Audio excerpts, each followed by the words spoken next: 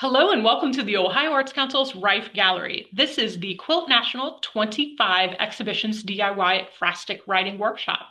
Today we're going to explore Ekphrastic poetry as an extension of the exhibition, while our facilitator, poet Jennifer Hambrick, will walk you through her prompts inspired by the exhibition. Please note there will be dedicated pause points in the video, but please work at your own pace and use the video as you need. All right, welcome Jennifer. Well, thank you so much. I am really excited to lead you through some writing prompts inspired by the Quilt National 25 exhibition, which is fabulous. As Kat mentioned, I'm a poet. I'm also a public radio broadcaster and cultural journalist here in Columbus. And this is all to say that I am really a storyteller, and I consider ekphrastic poetry to be storytelling about storytelling. So I think we'll have some fun. So I will offer you prompts inspired by 5 of the quilts in the Quilt National 2025 exhibition.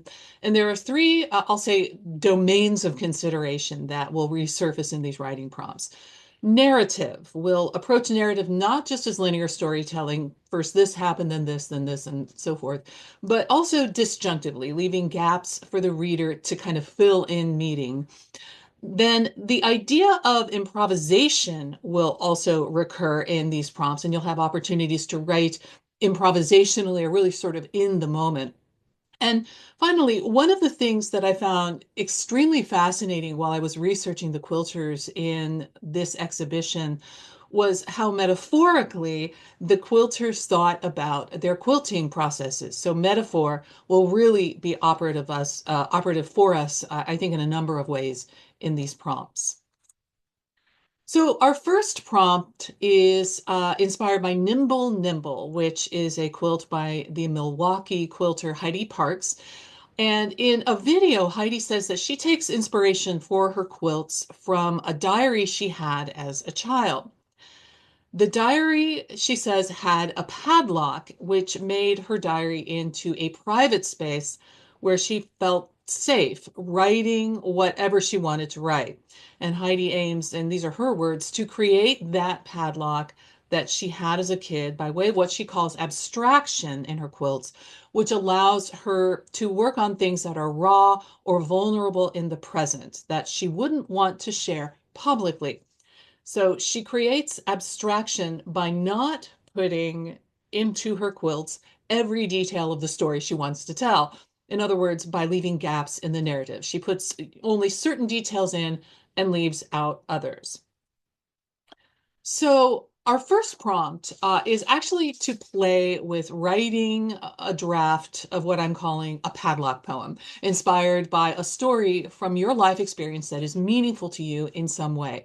And as you write, instead of telling the story in full in a linear narrative, be selective with the images that you include and don't tell the whole story. You could also consider taking the images out of sequence. They may have almost a sort of random feel.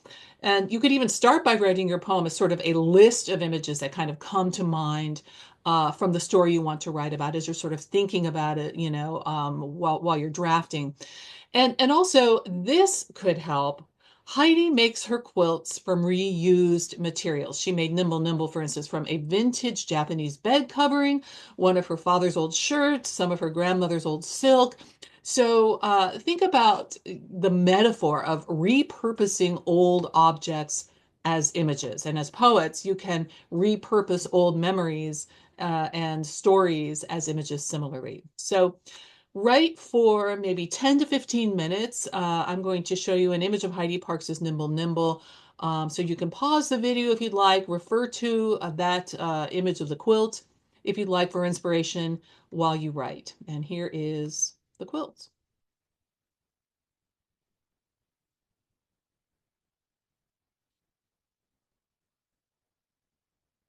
And so moving on to our second prompt, the California-based quilter Dinah Sargent's Snaps is actually a series of 100 mini quilts, each with its own tiny rod and sleeve, and affixed in this arrangement that you see in front of you to the gallery wall. Dinah conceived of each of the frames in snaps as a snapshot, and each is made of scraps of cotton fabric, of canvas, of embroidery floss, which then Dinah hand painted. And the space that you see between the colored squares is actually not fabric. That is actually the white paint of the gallery walls behind each of these 100 tiny quilts. So, in her artist statement, Dinah Sargent writes about the spontaneity of her work, that she trusts the unplanned stories that seem to unfold on their own while she works. And she writes that discovering the surprises and stories that show up as she works is really part of her process. So, improvisation, which I mentioned at the top of this workshop, really comes out in Dinah Sargent's work process. And with our second writing prompt here, we're going to play with drafting what I will call a scrap poem. And so you can start by making a list of scraps, things, people, animals, places, ideas, things that pop into your memory, what you see in the room around you, what you see out the window, what you hear in the background noise. Anything can be a scrap. And once you have sort of a fair number of these scraps on your list, a fair number of things on your list, write about them poetically. And your poem could actually begin or even end as a list poem.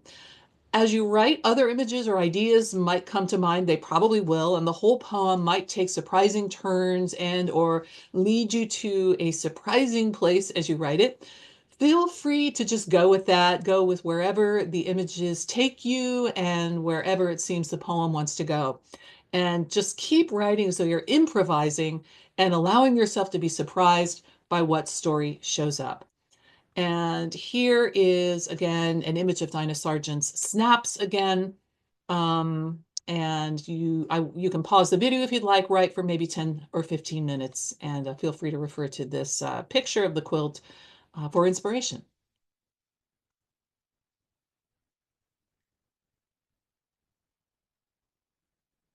Our third quilt will lead to our third writing prompt. Quilter Louise Silk, which I think is just such a great name for a quilter, lives in Pittsburgh, where the Monongahela River and the Allegheny River converge to create the Ohio River. Her quilt, Gabriel, a Mantle for Our Steeltown Angel, is in the form of a functional piece, a mantle, and symbolically tells a spiritual story of place. Here is Louise Silk's statement about this quilt, and these are Louise's words that I'm reading. This work is composed of ordinary reused materials. The Archangel Gabriel presides over water, making them the perfect angel to protect a town of 3 rivers. The mantle, like a quilt, serves the practical function of warmth and protection from the elements. In this case, it also serves as the symbolic divine representation. So Louise Silk used the Archangel Gabriel, who is associated with water, as a sort of figurehead symbol for Pittsburgh to create a poem of place and purpose. And you can't see this distinctly in the photograph of this quilt, but Louise has included pieces of what look like branded Pittsburgh Steelers t-shirts or jerseys. So this is definitely an artwork about place, and it's kind of woven in to the material of the piece itself. So our third, oh, excuse me. There we go. Our third writing prompt is to think of a place that is meaningful to you. And this could be a city, your grandparents' farm, the house you grew up in, a favorite walking path, a vacation spot, and so on. And just start writing something about that place. What types of images come to mind about what and or who constitutes this place? And these images will be sort of analogous to the physical materials that make up Louise Silk's Gabriel mantle slash quilt. And so that is the prompt. I will show you again an image of Louise Silk's Gabriel, a mantle for our, um, let me get the title right. Uh, Gabriel, a mantle for our steel town angel. That's an image of the quilt that you can refer to while you write for maybe 10 or 15 minutes and pause the video while you work.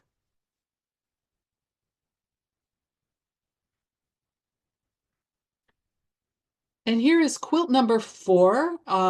Quilter Ann Wu lives in New Mexico, but she was born and raised in Worthington, Ohio, here in the Columbus area.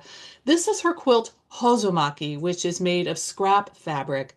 And I have given you a picture of the whole quilt and also one of a close-up detail from the quilt so you can really see what's going on in the pattern.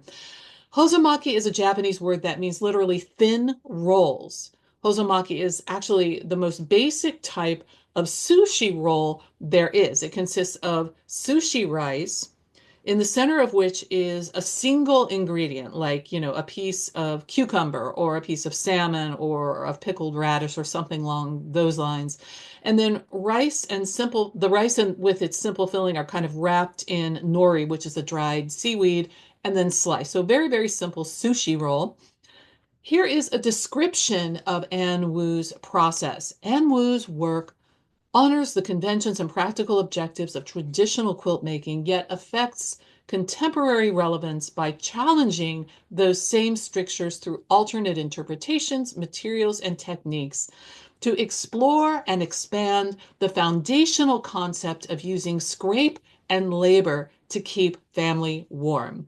And I really loved this idea of Wu's exploring the scrape and labor of really just staying alive.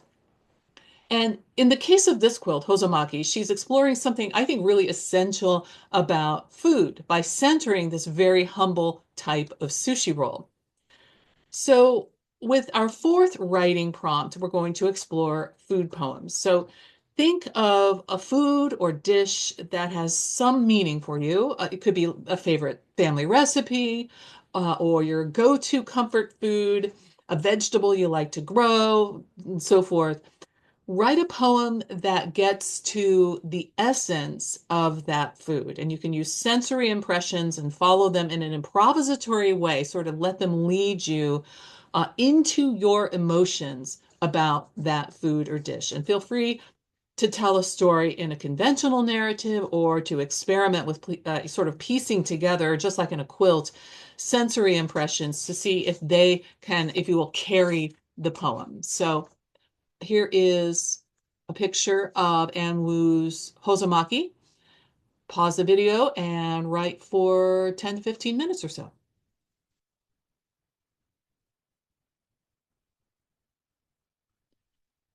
And here we come to our fifth quilt. This is Ringtones by John Leffelholtz, who lives in Athens, Ohio.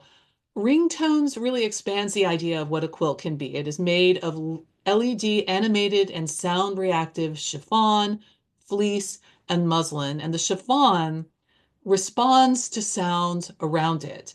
And the LED lights behind the chiffon literally sort of spotlight the fabric's responses. So this is a still shot of this quilt, but when you're actually in the room with this quilt, the colors change constantly because there's in response to the noise all around the quilt. So it's this really kind of mesmerizing piece that you every second you watch is sort of a different quilt. It looks very, very different.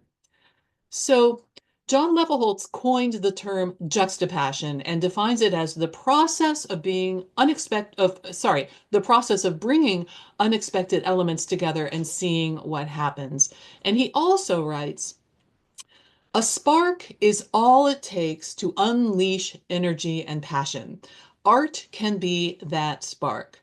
In my art, he writes, I like to place carefully chosen ideas and concepts side by side to set the viewer's mind and emotions ablaze. And I just love that kind of connection of juxtaposition with this spark, that all it takes to set the viewer's mind and for us, the reader's mind ablaze is just a spark, just an idea or so, and kind of putting that next to another idea and so forth. And that is what we're going to do actually with the sounds of language with our fifth writing prompt to write sound poems.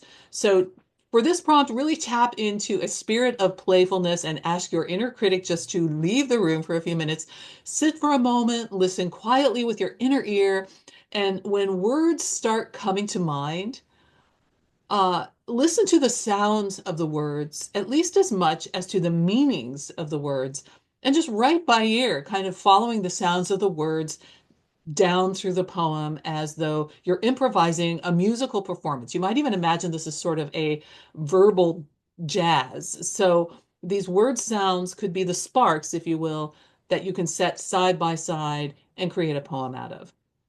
So I will put a picture of Ringtones by John Leffelholtz up on the screen. You can look at that, have that available to look at least while you write for the next 10, 15 minutes or so.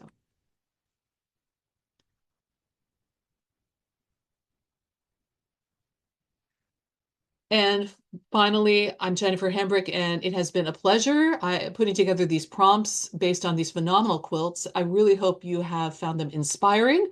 I'd love to connect with you. Feel free to reach out to me through the contact page of my website, jenniferhambrick.com.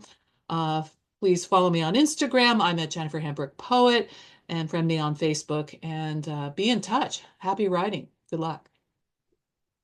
Thank you again for joining us for this DIY ekphrastic writing workshop led by Jennifer Hambrick as a part of our programming for Quilt National 25, an exhibition produced and circulated by the Dairy Barn Art Center in Athens, Ohio. I'd like to give a special thank you to Jennifer for the generosity of her time and talent, to the Ohio Arts Council's board, the Ohio legislature, and the governor who support the Ohio Arts Council, this great space, and of course, Ohio artists. Thanks, everyone, and have a great day.